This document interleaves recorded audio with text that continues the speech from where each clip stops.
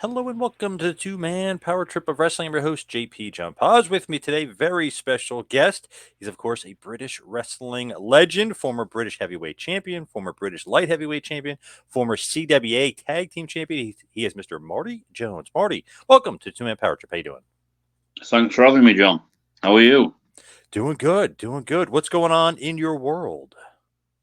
Not a lot at the moment. I'm saying not a lot. I'm running a few shows. I've got my own squared circle gym here in Manchester, where I pass my knowledge on and just teach the up and coming stars, mainly for the NXT UK brand, And I'm just putting a few kids out there that's just about show ready, putting them on some shows, and I've been a bit sidetracked last 3 years. I've got 16, 17 screws in my ankle at the moment. I Oh, have for the last 3 years an operation. I needed what they call an ankle fusion with wrestling over the years. I had a gap in my ankle. Everything was successful, and I needed a new knee. And they say wrestlers don't get hurt, John. You know what I mean? mm-hmm. Yep. So I don't get in the ring anymore, but I still do my seminars and teaching and traveling around Europe now and again. What's that like as far as training and stuff? Because, man, you got a wealth of knowledge to hand out there to those kids. Yeah, but I sit down. I mean, all the great coaches, your Carl Gotches and Billy Robinsons and all that. Very rarely did they get in the ring. They just, hey, put your feet here, do this, do that, and I show them a couple of sequences and fitness. And I had a good amateur background as well that comes into play. So I've got a good little track record at the moment with supplying talent. So, or people that come to my gym anyway. So I'm happy with that. Feel like lately, right? Ridge Holland was one of the guys, one of your guys, right, from That's WWE. right, yeah. Ridge Holland, Saxon Huxley, Sam Gradwell, just to name a few. And then quite a lot of girl talent came to my place. And I just showed them the finishing touches. And I'm pleased to say they're all doing very well. So, but Ridge How's that? Holland is looking good too. It's. Yeah, big time. How's that relationship with WWE? Because it seems like you're kind of like, hey, you train the guy, you get kind of the fast track, if you will, for them. No. Sorry, what was the first part of your question? Like, how's the relationship with WWE and yourself as far as training the guys and kind of sending them over? Well, to be fair, as you know, there's a few people that I know who. Well, it's a very difficult question, this, but for your listeners, I'm very friendly with Johnny Moss, who's part of the WWE centre there.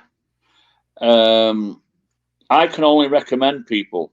I don't speak to. I've actually been to the WWE as a guest for one day, but I pass. Anybody can get a tryout if they're good enough or they're able to, because all you have to do is fill forms in these days and send them off to WWE. But what I try and do is, if you think about it, John, we've got Johnny Moss, we've got Robbie Brookside, we've got Fit Finlay, we've got a host of coaches, and they're all British Yep. that are training there. And they're part of it. And if I say, oh, I've got a guy from such and such a place, he's been training me for a while, and if there's any opportunities that you do, NXT UK type of tryout, or you need some bodies, just let me know. But as you know, NXT UK at the moment is it's dried up a little bit because they've had so much going on with all the pay-per-views and WrestleMania and this, that, and the other. And there's rumours having it that it's got the NXT UK brand, which I like that brand. I like that style of work. Yep. Um, they've gone a bit quiet at the moment because they've had so much on, like I say. But what they are doing is an NXT Europe, where they possibly move in the band, to Germany or Italy or somewhere. And I can see that being a good thing because they'll give the local talent a bit of a tryout plus a show, and then they'll use some of the NXT people as well. I mean, a lot of the guys, Sam Gradwell, for argument's sake, and Saxon Huxley, remember him? Mm-hmm. Oh, yeah. Well, he's trained with me, and he's actually in Japan at the moment, doing very, very well. And I still keep in touch with Regal and Johnny Moss, like I say, and they're that busy. They ring me every blue moon. We have a good chat, but I can recommend people, but they have to send the equivalent of the promos in. They've got to look the part. They've got to send the matches in. It's their final decision, not mine. And obviously, you're not going to tell them anybody that isn't good either. So, I mean, they're going to listen to you a little bit. Well, I hope so, because it's my neck's on the line as well, you know. Right. I mean, there is some girls that I've sent there that are not actually. How can I put it? I didn't think they'd do well, but I just wanted them to have a look at it because they've got their own way of training, which I know a lot of it, so I can help them before they go there. And it's just a potential. Go away, get some matches under your belt, and come back. I just like people to get to have a chance, and if they take that chance, all well and good, you know. Yeah, you're giving them the opportunity, basically. That's it. That's all I'm doing, yeah. Plus, I have my gym where we train on a Wednesday night for a couple of hours and Saturday mornings for a couple of hours, and anybody can come down and train, you know, from a novice to show standard. Then I run I run trainee shows. I maybe have a good top of the bill, the main event, and then I put all the trainees, because it's very hard jumping into a ring without a crowd, and you think you're the finished article, and you're not. So I give them all aspects of training and the fundamentals, and then if they put it into practice, then everything's fine. How would you say your training style is? Like, how would you kind of describe it? Are you Billy Robinson type? Are you, working them to the bone? Yeah. I'm going to tell you something now, John, that you might be surprised about. Billy Robinson has never showed anybody any professional wrestling.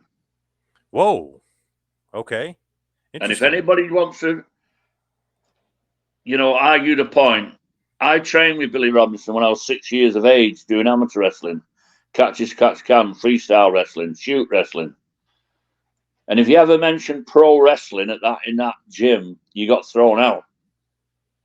Now then, Billy did have some George Gordienko and people like that was in the UK that came down to the gym, but they didn't have a ring. We had mats on the horsehair mats on the floor. And when all these people say I was trained under Billy Robinson, they went to his seminars. They didn't get in the ring with Billy Robinson because he never, ever. It was a bad word, professional wrestling, with Billy. He travelled to Japan. He went all over the world. It was like my uncle, if you know what I mean, because my dad and his mother were very friendly with my dad and mother. And I went down when I was 6 years of age, like I said, and learned amateur wrestling. But as soon as he knew that I was turning professional, that was it. But so, John, if anybody tells you, I hear people say I was trained by Billy Robinson. The answer to the question is they weren't. They may have been trained at amateur, which I'd have known them because we was there all the time. And but he never ever showed anybody any professional moves. It was a holy grail with Billy. He protected the professional job 100%. Wow, and that's amazing. How he was. Yeah. So how was he as a guy, as a friend, as a mentor? How was he then? I can't swear on here, but sure. No, he was like I said, he was a family friend as well. We know my parents, and he took to me a little bit because it's a funny thing. This that Billy Robinson was blind in one eye, and I am as well. So wow. He took to me as a little kid at 6 years of age, and he was a great mentor. He was a great. I mean, 1 year, John. In the amateur ranks, we had competitions. you had the Northern Counties, the Lancashire Counties. And if you won them, you went through to the British Championships. And there was 11 weights one year. 11 weights, different weights. And Billy Robinson's gym got 7 winners out of 11. Wow. And that was the year of the Olympics in, I think it was Munich, 77 or something. I can't remember. And not one got picked from the Failsworth Amateur Wrestling Club because the amateurs didn't want to know anything about the professional game. Even though these are facts that I've learned since I've come in the business. Even though George Relwisco and company and the British promoters gave money towards all these trips and the Olympic Committee. And the daft thing is, the main guy, let's say the chairman, he'll go mad if I don't think he's alive now anyway, but he used to wrestle professional in a mask. But they wouldn't discuss. Professional wrestling was blacklisted with the amateur guys. But I don't know why. I mean, they still are now, but I mean, amateur wrestling is one of the toughest and best sports there is. I mean, all your MMA fighters and UFC guys, the top 12 in UFC, they've all done amateur wrestling. Yep. You know, but that brings me on to the point, John. School, because at the present time, especially in the UK, and I don't know what it's like in America, around the world, anybody nowadays could be a pro wrestler. All they have to do is turn up at the gym, and I blame the coaches sometimes because obviously they want the money off the kids, you know, for training. Yep. But some of them, they don't even look the part. They're like matchstick men, you know? Yes. Yep. And it's just my view on it, that's all. It's too easy to get in the business sometimes, which is kind of... oh, yeah. Well, when I started, I had to be recommended. It was either your father or your mother or somebody that had been in the business, you know, your brothers or whatever. But it's got to the stage that you have to go down to a proper gym, which I run a proper gym, and you had to serve your apprenticeship. And it wasn't easy. I mean, there's a lot of guys that can't even defend themselves in the ring, but it's just the way the job's gone. But I moved into the professional ranks, and I must admit, as soon as I did it, I was welcomed because they had a good mentor. And all the tough guys thought, oh, this kid must be okay. He's come from Billy Robinson's gym. I came in the business the right way. So all the top pros looked after me, and I mean, I was only in the business 6 months, and I got a trip to Mexico. Wow. Which for somebody from Great Britain and England, nobody's ever been outside of England. I mean, to go to Mexico, it was in 1977 when I went. I mean, I'd never been on a jumbo aeroplane before. I was only 18. But I went there for 3 weeks and stayed there 3 months. I really enjoyed it. And you it like also that style? And it also, yeah. Well, it's not that I like their style; they like my style. Hmm. And because I worked with some really fantastic wrestlers that had been to Europe or been around the world, Mil Mascaros, Pedro Aguayo, the Blue Diamond, Fishman, and all them, I soon picked their style up. But that's another thing. Makes me laugh sometimes. When I do my wrestling seminars, I ask people to give me some questions. And they always say, you know, do wrestlers talk to each other in the ring? I can't speak Mexican. Right. And there's a wrestler over in this country called Alan Kilby and Harry Kendall. They're both deaf and dumb. How can you speak to them in the ring? Right. But the thing is, when I was wrestling on World of Sport and things like that, championship matches, and when you're in Mexico doing an hour draw, that's 12 5-minute rounds, John. That's an hour. You go for a walk for an hour. Never mind throwing people around. Right. So I can answer all the critics. And that's the way it is. But this is why I'm sat here now with 17 screws in my ankle. How do you communicate though? I mean, is it just the unspoken language of wrestling? You kind of, you know what you're doing and where you're going and how to do it. It's all changed, John. I mean, in my day, you had to watch when you went to Japan, and I was lucky enough to go to Japan 7, 8 times. You were thrown in the ring with a young kid or a young Japanese, and you were fighting for your life.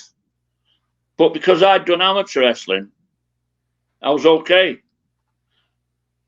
I was on the first ever tour where Vince McMahon Sr., that's Vince McMahon, Dad, he brought a team over to Japan. And they didn't know how they were going to take it because they thought American wrestlers were all fantasy and, the style that they did. Your Hulk Hogan's and all that. But Bob Backlund went, who was a fantastic amateur wrestler. I was tagging with Andy the Giant. We was already there and they asked us to stay on. Chief J. Strongbow and Nikolai Volkov, Tony Gurria, Scarland, all them, they could all wrestle and handle themselves. But the first match on was Chief J. Strongbow. So how do you think the Japanese crowd are going to react to a guy coming in doing the war dance with all feathers and chopping and... Right. Anyway, he came out and he brought the house down because he'd never seen that before. It's all serious wrestling in Japan. So there's always room for gimmick men, but a lot of these gimmick men, as you call them, they can all wrestle.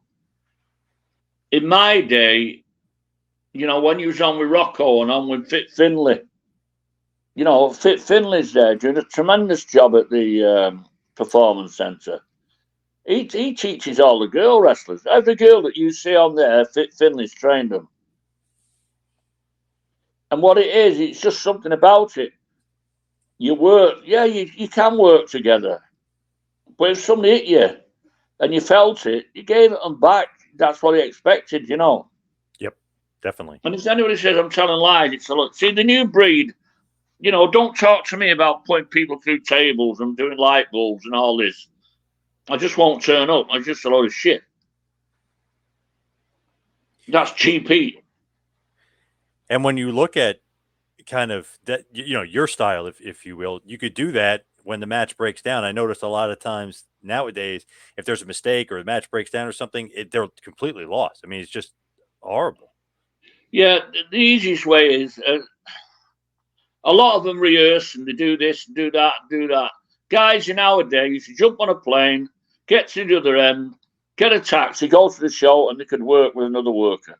2 top professionals, no matter who it is, will work together because they'll take a leg, they'll take an arm, and they'll use that and they'll sell it. And the other guy sells it and he works it. And this game, I learned the hard way. I didn't know what cowboys and Indians were.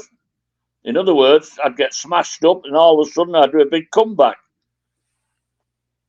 But I've got a bit of a motto in my gym. You can be a professional wrestler being slim, fat, ugly, good looking. At the end of the day, there's room for you. And I respect anybody, and I mean anybody, whether I get on with them or not. I respect anybody who puts a pair of wrestling boots on and defends the business. I would always wondered if there was 2 kids on and one big guy at the end, at the back of the hall, jumps the ring. Would they be able to handle themselves? True. Maybe not. Yeah. No, that's it. Maybe not. Yeah. Probably not. A lot of them nowadays can't. Yep. But don't forget, a lot of my moves and a lot of the greats, right, used amateur moves. in their armory, Yeah. Oh, yeah. So it's like fashion, this game, John. I mean, the miniskirts and the boob tops and the suits and the cravats are all coming back because they've had everything else. So it comes back in fashion again. And that's why, I don't know if you watched it, there was a match on last week. What was it? No Mercy, WWE. Yep. Did you watch it at all? I didn't see the whole show. No. Did you see?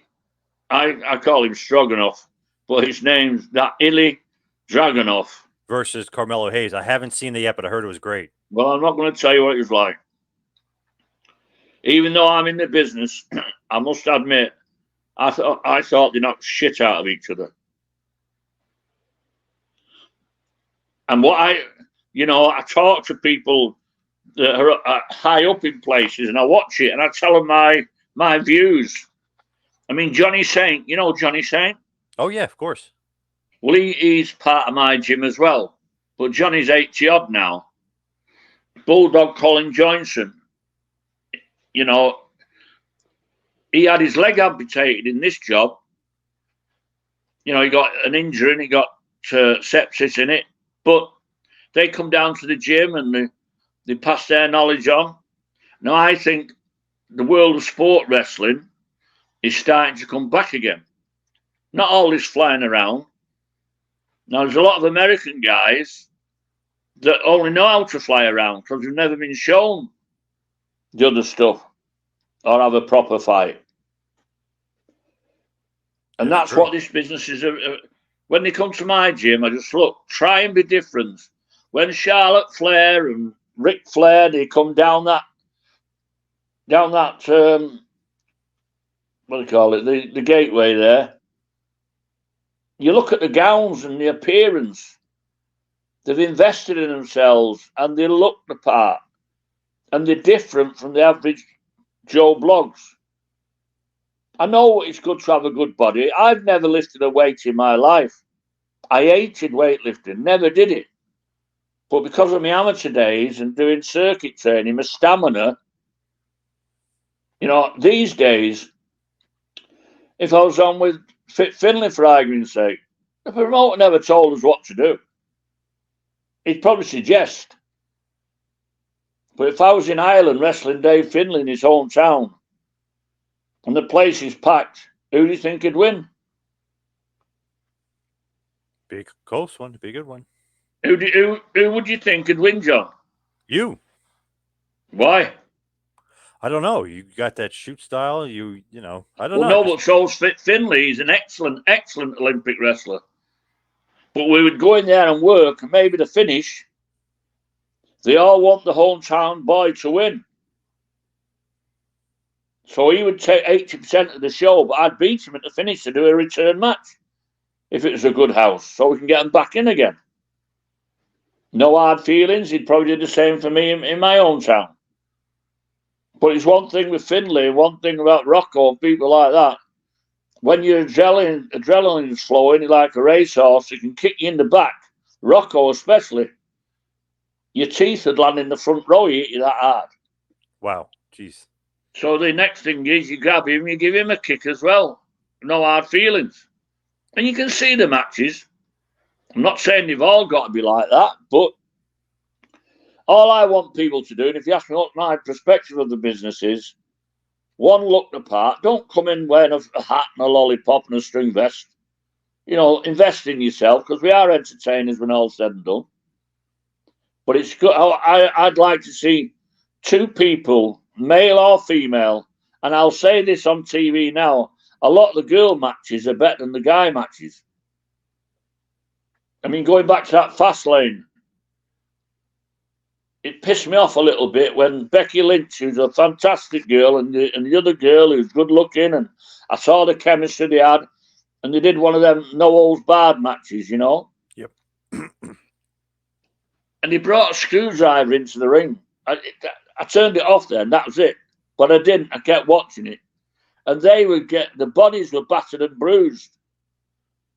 But I just don't get all this bringing dustbins in it. But on saying that, the modern day crowd, you put them on in the right places, they're charging expensive money and they're filling it. So they're doing something right. Yep. But I think slowly but surely they're killing the business for that type of matches, you know. Really? You think so? Yeah. I mean, when me and Rocco were wrestling, we'd been to the hall a few times. And I'm not being big-headed talking about me. You can ask anybody. We had some good heat between ourselves. And all you've got to do, and if any of your viewers are listening to this, just go on YouTube and watch my matches against Finlay and Rocco. They're all on there. I had a match with Owen Hart, and that's on YouTube. And the voice of wrestling, Mr. Kent Walton, he said, this is the best match I've commentated on in, say, 25 years. That made me a star overnight because he'd said that. Because people believe what he said. If they said, like, he took his leg off and hit him with the soggy end, they'd believe him. Because that's the way it was. Every Saturday in England, we used to have 15 to 18 million viewers watching wrestling every Saturday at 4 o'clock. So that was our shop window, John. So when that match came to the local hall or your hometown, people used to go and see it. But I just like to see, because I do call it a sporting entertainment, right? Yep. Because I'm trying to protect the job. I just like to see two people depict in a fight.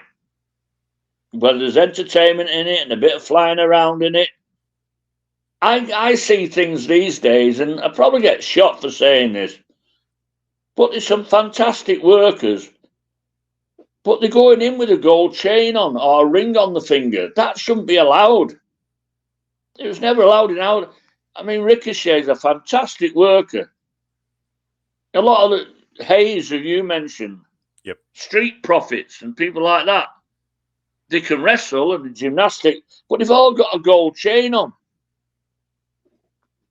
It should be allowed. I mean, Rhea Ripley's out of this world. Her physique and the way that she works. But all her costumes got all studs all over it.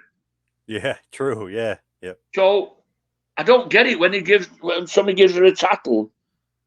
The body should be all punctured, you know what I mean? Yep. But the thing is, it's a viewing. They must have good viewing figures. And if we put American wrestling coming to our town, we do better than just putting wrestling on, you know. But the good thing is they're doing something right. And because I'm probably old school, I can't start. I mean, AEW, I've got some good friends in that. I mean, the young kid there, Nick Wayne, 17, 18, he's out of this world. But now they've turned him heel after 6 months. Whether it's the right thing to do, I don't know. But it's a good storyline. But what I can't understand about AEW, and please, this is only my view as an ex-professional wrestler. Why is it you can't do a match without somebody getting involved at the end, distracting the referee? Not on one match, every match on AEW. Yeah, not well booked, yeah. I'm not saying it is or it isn't. You know, some great characters there, and your John Moxley's and, you know, all this. It's pure pantomime and theatre, and you can get hurt in it. But whatever they're doing, if they're making money, good luck to them. When you look at, you know, your time in wrestling and some of the guys you mentioned, the rollerball there, Rocco, a lot of the like great wrestlers, Finlay, you mentioned. Do you think that style, you know, you need to mix it in nowadays? But you think that maybe guys just don't want to work that style? I mean, Gunther, who's awesome, who's awesome, he works that style, Dragunov, but not a lot of the other guys do. Do you think that's just they don't want to work it, or they're going for the cheap They're pop? probably told not to do it, but I'll be honest with you, every British guy that's there, Tyler Bates, Devlin, and all them guys, they can do it. Yeah. No, they can do it. And you talk about Gunther, you know straight away that you're going to get your head chopped off. And if you can't stand it, if you can't stand the heat, don't be in the kitchen. It's just the way it is. And then it makes me laugh in this country and all over Europe. A promoter, you can say, right, guys, you go in there and do your best, give us a good match. That's all I say. But we do me a favour, can you give me like 10, 15 minutes? If you said half an hour, they have a nosebleed, John. I can't do half an hour. It's the fight business at the end of the day. And a lot of people who listen to this, I don't know what your viewing figures are. They'll say, oh, he's talking a load of shit. But talking a load of shit and telling the truth puts asses on seats. And, I mean, Andre the Giant, the 8th wonder of the world, when he was 17, 18, he came over to Wigan, where catch wrestling was invented. A lot of the people, the top names, can do catch wrestling. There's a lot of American guys that can't do it because they've only been shown the other way. But you don't have to be a good catch wrestler to be a good pro wrestler. But at least make it look the part. Right, like Zack And Sabre if anybody Jr. doesn't agree with me, just go on my YouTubes, and I don't put them on TV. Other people have put them on. Like but Zack when you Sabre mention Jr., Gunter right? when you mention Gunter, the two guys that are with him, his tag team partners, they can go a bit as well. Yep. Your Ridge Holland, international rugby player, he's took some bangs before he went wrestling. He was only in the wrestling business at my gym for 6 months, and then I took him to see William Regal. Next thing is, he's off to the Performance Centre. You know why? Because he looked the part. Butch can wrestle. Tyler Bates can wrestle. Devlin can wrestle. All the British lads can wrestle. And name you one guy that can't. True, yep. Because that's the way they was taught. And that's why I think NXT brand at the moment, there's something about it as well, because you've got some. Let me tell you, John, whoever does the recruiting, I don't know his name, but they started going in getting amateur wrestlers, Olympic champions and things like that, and take them to the Performance Centre. And they teach you the pro game. Yep. Some of them can't do it. I mean, look at that. When I first saw him, I thought, this is a joke. I didn't even know who he was. You know that Logan Paul? Yeah. So I turned it on, like everybody else in the world did, see how well he did. Now, he'd been at the Performance Centre for so long. Ronda Rousey. All right, she had a fighting background. But to adapt to this job, there's a lot of people that can't. That Logan Paul, when I saw him on with Ricochet and did that move where he was both on the top rope and they all collided in the middle, did you see it? Yes. Holy shit, how the hell did he do that? It's like when I went to Mexico, Pedro Aguayo, we call it the suicide dive. You know where they run and they dive through the ropes? Yeah, oh yeah, of course. Yeah, well, I was the first one that brought that back to England because I nicked it for when everybody did it in Mexico. Lucha Libre style. I brought it back in 77. The next night, or the first time I did it on TV, everybody was doing it. And they do it today, and that's too. How this job is. Yep. Everybody nicks your stuff. Yep. But if you can think of something different, that's why they think of different handles all the time. But I think it's just getting a bit too much when everybody else, you're trying to work a match out for like a storyline, and somebody else comes in and does this. No harm in coming in, but getting involved in the finish every time just naffs me off a little bit. What did you think of Japan? I know we talked about that briefly. But Loved what did you it. think of? So you Loved worked Andre over there. Did you work Hogan over there? I know you worked literally like a who's who of guys over there. It was crazy. Well, you had the Japanese guys, and then the rest were guests, if you know what I mean. Yep. Well, I would like to say, Colin Johnson, I mentioned before, and the British guys in the 60s, 70s, they know the guys who could wrestle. And Japan's well known for schooling their young kids right. And it sounds daft, but Olympic wrestling with a bit of showmanship in it really went well. And when I was there with Andre the Giant, I was his tag partner. In other words, I did all the work, John. You know what I mean? Yeah. But it to be on with Inoki and Fujinami. Me and Fujinami had a great match. I did a lot of good matches, and I'm sounding big-headed here. It's always me who had a good match. But the truth of the matter was, I did have good matches with these people because I put them over and they put me over, and that's what I was there for. Right. I didn't look like a wrestler when I came out. I looked like a gynecologist. But they knew my background, and I gave as good as I got. And we're tagging with Andre the Giant. The guy was unbelievable. You know, everywhere he went, everybody knew Andre the Giant. Definitely. And at night time, you'd probably just done about 20 hours in a bus or something, or flying somewhere, and then he'd phone you up. Hey, come on, Marty, we're going out. This is 11, 12 o'clock at night. We're going out. I was like his mate, if you know what I mean, because the life he led was so difficult. Everybody wanted to touch him or see him, or he couldn't walk proper.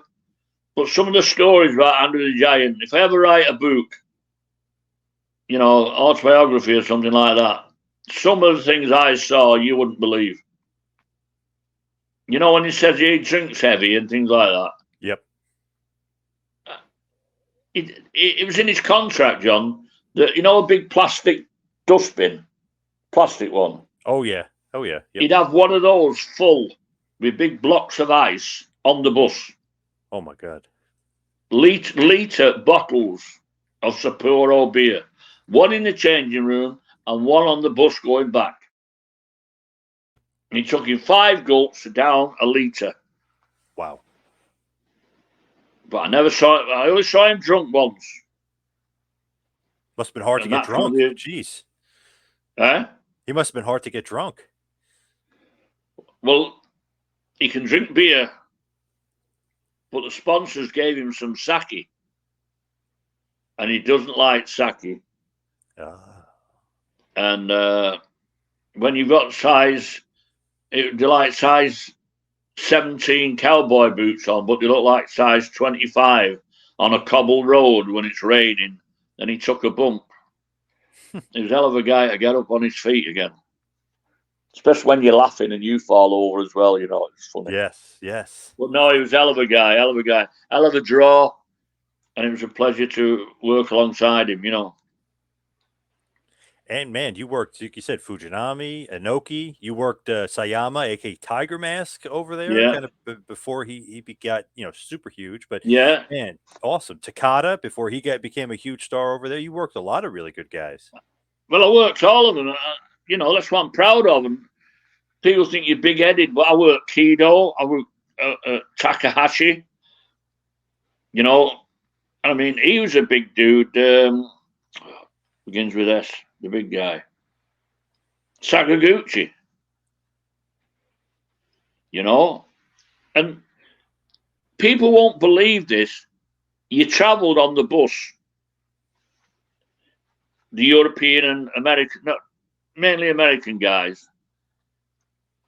And if you was found talking to any Japanese wrestler, you got the sack.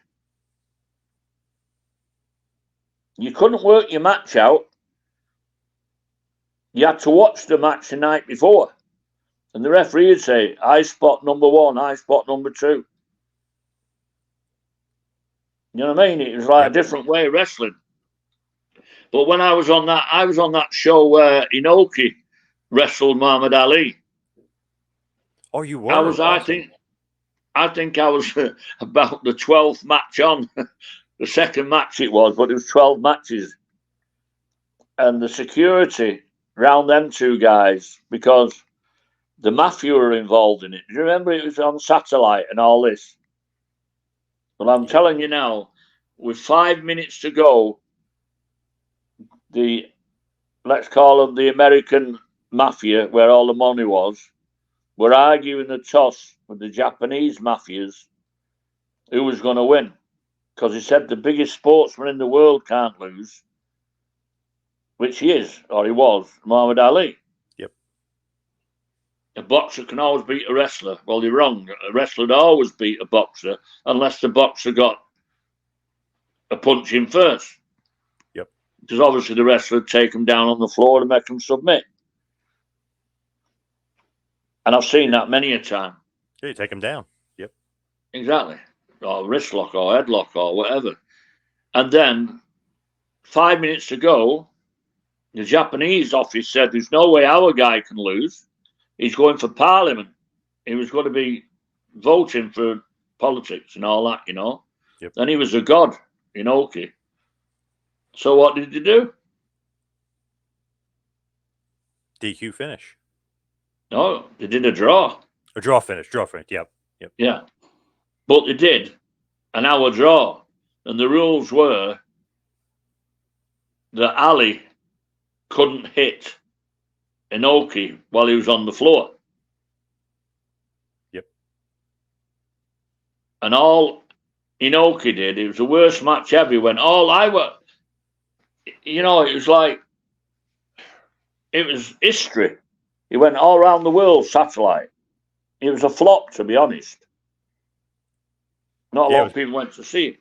It was boring. Inoki kicked him in the leg the whole time. Yeah, it was just boring. Yep. Right, but then nobody knows that Ali, as soon as the match was finished, they rushed him to hospital with a suspected thrombosis in his leg. You know what I mean? Yep. But they sold the place out. I think it's funny. His record after that fight kind of goes downhill a bit. I know he gets older, but they were saying he had such leg problems after that. Yeah. Right. Yeah. Well, you would be for an hour. Him booting you all the time. Yeah. Whereabouts are you based, John? Asbury Park, New Jersey. I wouldn't even know where that is. Right by New York City. All right. No, I went to. I was supposed to be going there this year to the States, doing my all aspects of pro wrestling. I went about 3 years ago and really enjoyed it tremendously. I started off with for Xavier Justice up in Michigan. And then I came down, Chris Silvio, a good friend of mine, in Lardo in Florida. Then I had a day at the Performance Center as a guest. And then I really enjoyed it, and I like his temperament, and he had some great students. Danny Cage, who's in Philadelphia, the Monster Factory. Yep. Ring of Honor, and I went to all them places, and I was supposed to go again this year. But it didn't materialise because me and Johnny Saint were going to go together, and there was a few problems. One of the guys backed out, so what happens, John? One promoter will take you from A to B, and then another promoter C to D, and so on. Anyway, have you ever heard of John Bullard? Sounds familiar, actually. He's a commentator, and they have like a consortium of promoters. And apparently, all the bookings and everything, you know, the response was good. So I'm hoping to go back maybe next year, a bit too late this year, but to do it all again, because Xavier and them, they want it to happen, and I liked it in the States, you know. Yep. Did you ever wrestle in the States, or in the States much? The only place I wrestled was San Antonio, which is, I think, on the border of Mexico. Yep, close. And I wrestled for the Japanese New Japan office when they did Madison Square Garden. I was on with Hito. It was just a one-off at the Garden. which was a great experience. That's pretty cool. Yeah, definitely big time experience. Yeah. You I remember who always you worked? thought, pardon? You remember who you worked? A guy called Haito, smallish guy, Japanese guy. No, it's good. I've been to Canada. I was with Stuart and the Hart Boys, you know. Yep. That was a great experience. Where was your favorite place to wrestle, to work? Japan, to be honest. Really? What about Yeah. Japan? Sorry? What about Japan that you like so much? Just the style. It was professionalism in my day, you know. Everything was done right and you enjoyed your matches and you could be on with a different guy every night. Mexico was good too. I mean, it's not all about me. You can ask me some questions about anybody, but when they use you right in Mexico, there's a lot of poverty there when I got there. And I've never been on a plane before. But when I got off the other end at Mexico onto the runway, they met me in a car. It had no doors on this car. And I'm whizzing through the city and I'm frightened to death. And the poverty over there, John, was terrible, but they treated you right, you know. I mean, it was that Pedro Aguayo was a fantastic worker. And he was, you know, in Mexico, you either have your hair cut or the mask comes off. Well, he had long hair, he'd never been beaten. And I beat him in a non-title match, which he'd never lost before. But when we did the return match, we sold it out with 33,000 people. Now, not just me, but I was top of the bill, main card with Pedro Aguayo. But it was like 5 or 6 world championships underneath it as well. It was a stacked card. And like I say, there was 33,000 people in there. And to this date, it's my biggest payday. And that was in 1977. Awesome. Yeah. Because there's not a lot of money in wrestling, as you probably know, unless you get to the top card, you know. But yeah, I always look back on it, John. I do these podcasts, and I'm thankful for it. But the thing is, I'm 70 next birthday in December, and some people say, "Take it easy, take it easy." I can go to the pub for a few drinks, and that's Marty Jones, the wrestler. Oh yeah. That wrestling's a load of shite, innit? It's all fake, innit? They all practice, innit? Next thing is I want them to fight them. You know what I mean? I've got to go cool it a little bit. Yeah. Because I'm walking about with a crutch with 17 screws. Even the surgeon, right? He knew who I was and was talking to, we're going to look after you and blah, blah, blah. Then another guy came in. I've just had my epidural ready to go down to theatre. And he said, this guy's famous. This is a Mr. Jones, blah, blah, blah. He used to be a wrestler. And this Asian doctor said, oh, wrestling's all fake, innit? I looked at him. And I'm going having 17 screws put in my ankle. I just thought, just leave me alone. But I've got to learn to just go with the flow, you know. Don't get too worked up over it. Yeah. Who are some of your favorite guys that you've worked with in your career? 'Cause, man, we mentioned a bunch of good ones, but there's a ton we didn't mention or hadn't mentioned.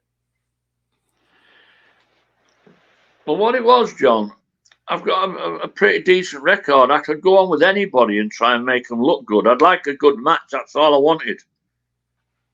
There's people you've never heard of that's probably, you know, but obviously I've got to say the main event cards, we fit Finlay and Rollerball. Regal always said that we revolutionised the, let's say, British style, Right. to go worldwide. But my favourite match is on YouTube if anybody wants to watch it. The match with Owen Hart was very good.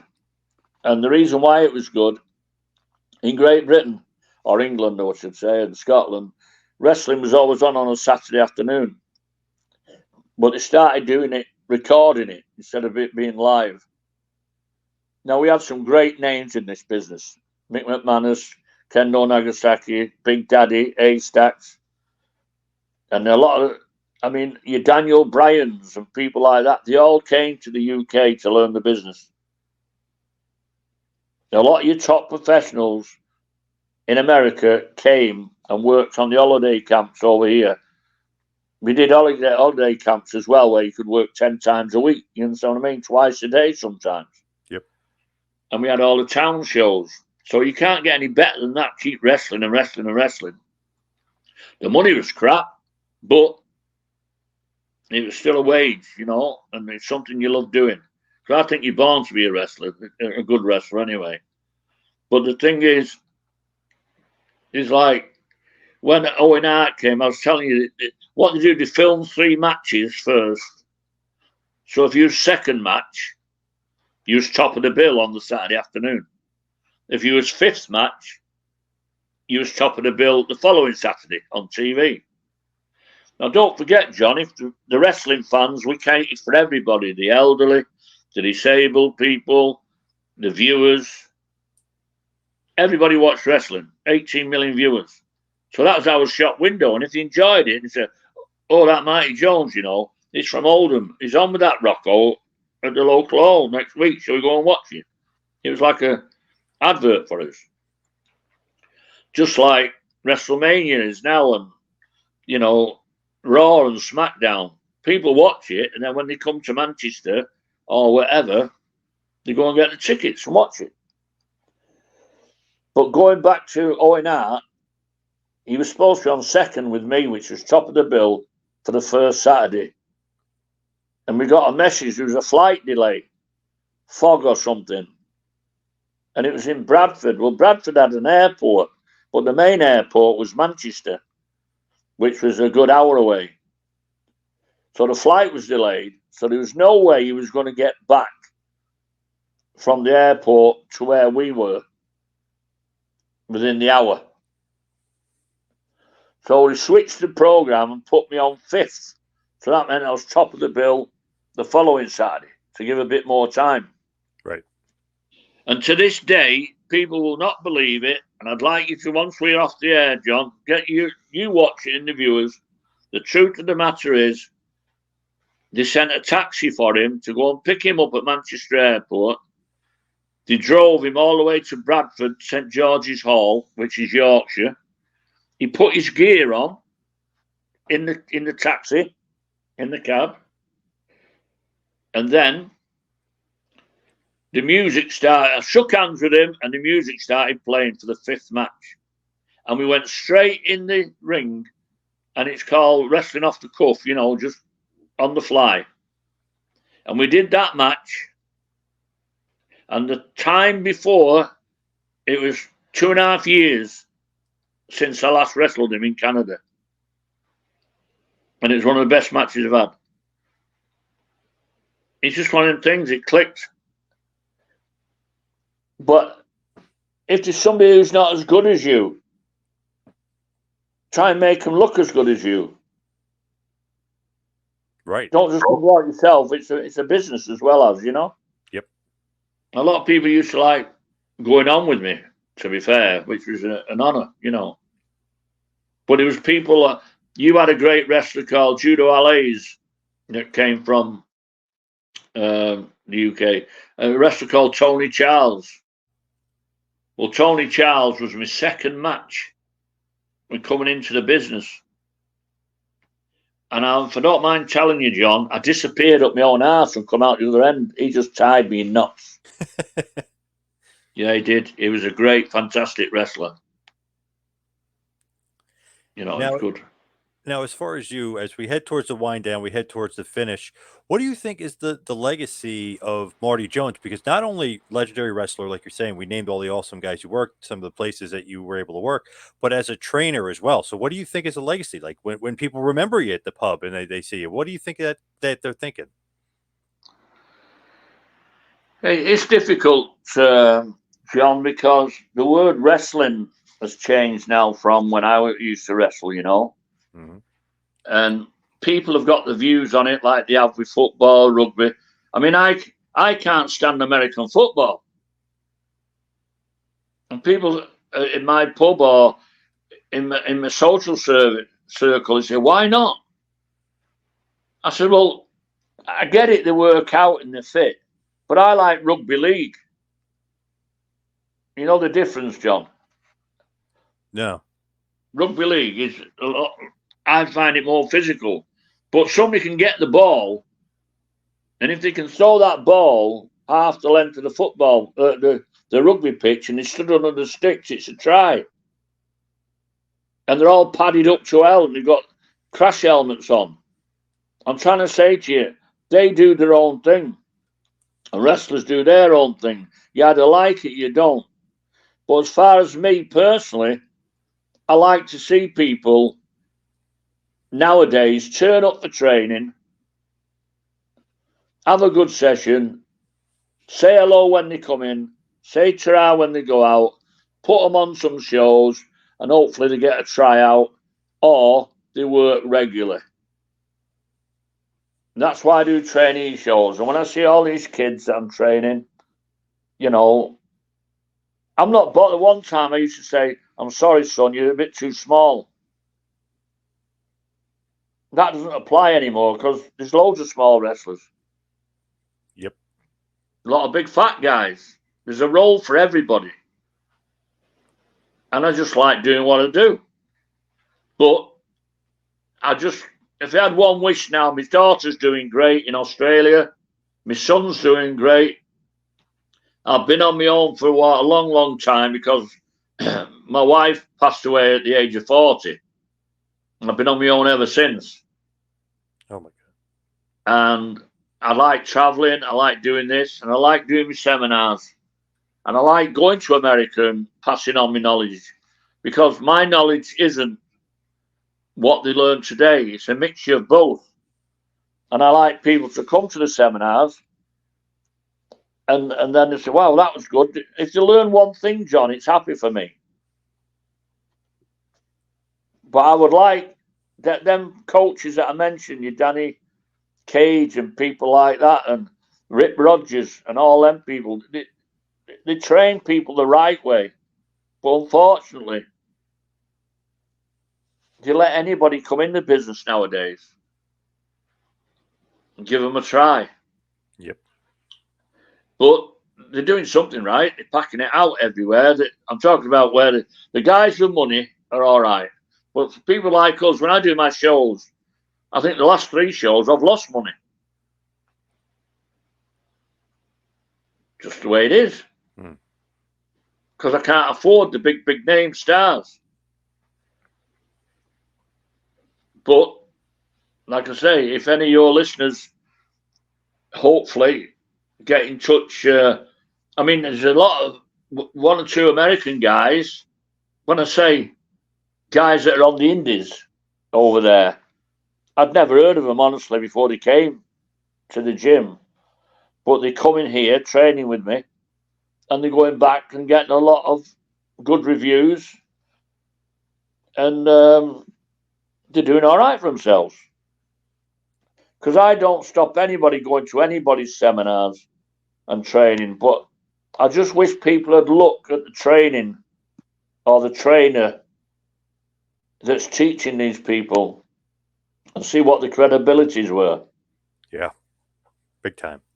You see, in England, we're getting a lot of, I don't know what it's like in America, but we've got this cost of living thing. You know, we're finding it very, very hard to survive these days. So people haven't got the subs or the fees to travel around. But anyway, we've been on an hour, John, and I really, really appreciate it. Yes, me too. If I come back again, and we can do a live stream where some of your viewers can do a Q&A. Yes, good idea.